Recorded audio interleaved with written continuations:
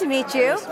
Brilliantly playing two iconic primate roles, of course King Kong and now Caesar. What did you do to prepare yourself for that? Well, you know, first of all, it was very, you know, those two roles are so sort of poles apart in terms of the primates that they are. When I was working on King Kong, unlike the original 1933 version, I wanted to make Kong much more gorilla-like. In the 1933 original, he was very much more like a monster because people's understanding of gorillas at the time was very limited. But in 2005, when we made Kong, it was important to you know, we're so familiar now with knowing how gorillas behave, and so I wanted to honour that. You bring so much humanity to the role. It's essentially about finding character and essentially about, you know, saying, well, look, okay, so I'm playing a gorilla, but gorillas are as diverse and as idiosyncratic and different as human beings are, and the same with chimpanzees, and especially in the case like Caesar, who is not only is he you know, an intelligent chimpanzee, but he also has an enhanced intelligence because he's the recipient of this drug test. So whereas Kong was like a lonely, very almost like an old out of condition boxer, you know. Caesar is like a very bright young child who has, you know, he's like a prodigy child, really. Absolutely. Well, it was brilliant. You brought so much humanity to the roles. Thank you.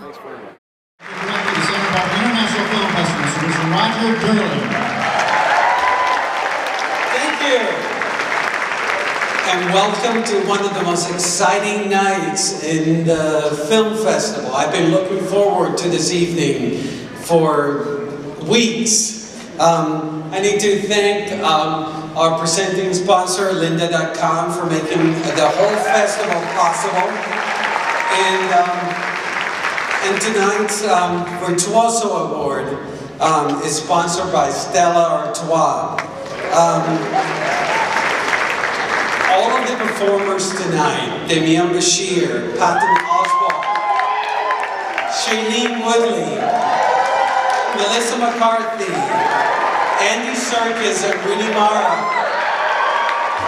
have made incredible music on their own. But tonight, all of them together, we're going to see a symphony. Please welcome our moderator for the evening, a great friend of the film festival. He's also the senior writer for Entertainment Weekly and the official Oscar greeter on the red carpet, Dave Carter.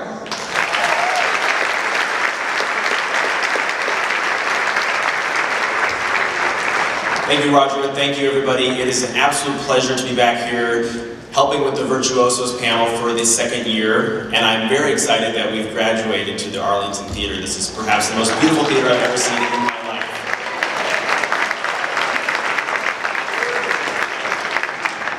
Now, the 6 people that we're honoring tonight, some of them have been nominated for Critics' Choice Awards, some of them have been nominated for Golden Globes this year, some have been nominated for Screen Actors Guild Awards, some have been nominated for Oscars. But there's only one awards body that had the vision, intelligence, and foresight to honor all 6 of them, and that is the Santa Barbara International Film Festival, Virtuosos Awards.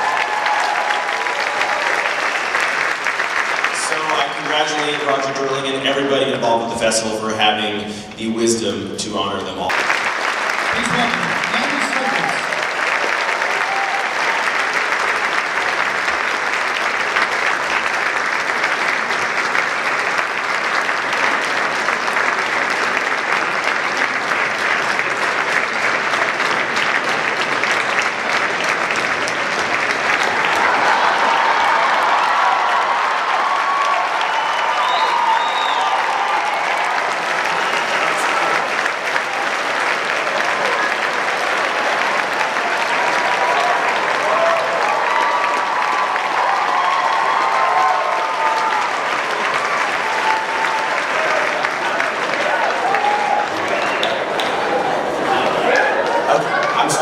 About what Patton said about the fraternity rush. I think it's actually kind of accurate. Now listen, a lot of people in this room know how you and the people at Weta, the special effects and visual effects house, put this together. But for people who don't, the character of Caesar is not just you in an ape suit, and it's not entirely made on a computer. It's a true performance, right? So can you explain to this audience what exactly you had on your body?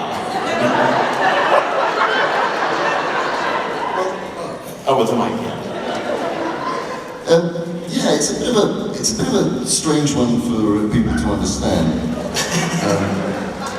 But what I'd say really is that performance capture as a technology is really what it sounds like. It's a technology. It's another way of recording an actor's performance. So when you see a scene like that, basically all the actors who are wearing costumes are in makeup are doing that and being recorded by a 35mm camera, and then the people who are playing apes are wearing suits and with markers on and facial markers on, and they're in a sense wearing digital makeup, and that's the way to think about it in this day and age of performance capture technology. So that all of the emotional content, the acting decisions, the way that you relate to your fellow actors, that's all authored on the set, and so there really isn't any difference between acting and performance capture costume and a live action costume. And you know, I've played both. I've been on stage and I've been an actor for many years and used different mediums. But in terms of the process of getting into a character, it really begins and ends with the authorship on the set with the director and the other actors. Did you ask to do the role of Caesar shirtless? I did ask, but they said it would take too long to stick each individual marker onto my flesh. Now, for people who don't know, you are also Gollum from the and also the two upcoming Hobbit films, which you're in the process of. Well, you've already shot your part, but now you're going back to shoot some second unit stuff. That's right. Did you ever think that you would be kind of the foremost mocap guy? Was this something you set out to do? Yes, it was my mission in life. No, I actually didn't even intend to be an actor. I went to college to study graphics and painting and design. I was going to be an artist, and when I got to college, you had to do another subject in your first year, and so I chose theatre studies because I couldn't think of anything better to say. But actually, I started designing sets and posters and so on, and then I did a play which completely changed my life. I found that this connection to this role that I was playing was so intense, the whole experience of doing it was so intense, I completely changed my direction and decided to become an actor. So I went on a very kind of normal trajectory, doing lots and lots of theatre for many years, 40 or 50 plays, and lots of European films and so on, and then met Peter Jackson. He put me in a load of dots, and 12 years later I'm still doing that. I mean, you're also, we should make clear, a BAFTA-nominated actor for Sex and Drugs and Rock and Roll, where you were not mocap, you were yourself, actually as a human being. Do you long for doing more of that? Are you happy kind of going back and forth between the motion capture and the non-motion capture? I mean, no, as I say, I've never ever drawn any distinction between playing a performance capture role or a live action role. The acting, the getting into the embodying of the character, the psychologically kind of investigating the role, it's just no different whatsoever. And so I don't think, oh God, I'm missing out on normal acting. I mean, some of these characters are very extreme, but they nevertheless require, you're still relating to them, you're still finding, a set of emotions or you're acknowledging what that character is and how it thinks and feels and believes what the world is around them and so on. It's exactly the same thing, and so I don't miss it at all. How on earth do you prepare to play an ape? Well, I find it relatively easy actually. For instance, playing a character like King Kong and playing a character like Caesar in Rise of the Apes, you think, oh well, they're two apes, they're just apes. But actually, as we all know, apes are 97% genetically the same as us, and it's like saying, well, how do you play a human being? They're all totally individual, totally idiosyncratic, and it always goes back to character and Kong, for instance, was, we decided, you know, when we were working on the character, he was very much a lonely, sort of psychotic hobo, basically, who you know, spends every day trying to survive until he connects with someone who actually changes his whole perception of life. And Caesar, as a character, is really, you know, brought up in as a very happy young child who has a surrogate father. He's adored, he's doted on. And then at a certain point he reaches an age of self-awareness, and then his whole world goes into free fall, and then he's suddenly confronted with the fact that life isn't what it seemed, and he's thrown into what is in effect a hardcore prison with his kind who he can't relate to. So it's all about you know, it's all about finding the humanity in those situations to relate to. I mean, doing the physicality, the moves, yeah, that's a sort of level of preparation, of course, a physical preparation, but it's actually all about here. I mean, for instance, most of Caesar, really where most of Caesar, his power as a character lies, is in the stillness. And performance capture, everybody thinks is all about thrashing around doing lots of movement, but actually it's about being, you know, being able to contain and think and be believed in a close-up as much as anything else.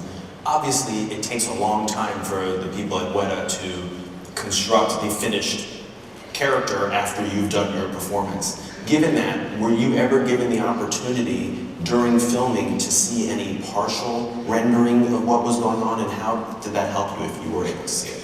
When you start doing a role like this, or Kong or Gollum, you obviously see a lot of conceptual artwork before you go in, so you have an idea. I knew what Caesar was going to look like when he was an infant, when he was a teenager, when he was an adult. I had those pictures in my head. And when you're rehearsing in a performance capture suit, you're actually able to use a system called real time, where you can look into a big screen. This is in the rehearsal in a different volume, not on the set. But you can see in real time. I can move, and as I start to move, I can see Caesar moving around. So you learn to calibrate your movements. You learn to gauge, you know, how your behaviour is. And you can watch yourself as a rehearsal tool. You can sort of, in effect, see yourself in costume and makeup. Obviously, what you're doing is serious business, and that's why it translates so well on the screen. But were there ever any moments or days on the set where you're in your apparatus, jumping around like an ape, and you're sitting with opposite James Franco, and you just thought to yourself, this is ridiculous? Never. No, yeah, of course there are moments. I mean, I think having done a lot of theatre, and you know, you're used to sustaining characters over long periods of time. And the great thing about performance capture is that you can kind of, you know, like if you're working in a volume, I mean, the difference between working on a live action set, like for Caesar, and then sometimes you're working in what's called a volume, and for like a film like Tintin, where you're creating a character, myself and Jamie Bell, for instance, and you're working, you can keep reworking scenes, and you don't have to go back to your trailer and wait for a lighting change or whatever. It's you're on the floor working all day long. So. I mean, there are moments where you just suddenly think to yourself, you know, I wonder what life would have been like had I not done, you know, gone down this road. But on the whole, you kind of hold on to the character. Can we get one more alpha male stance before you go? I think I should, yeah, absolutely. Right.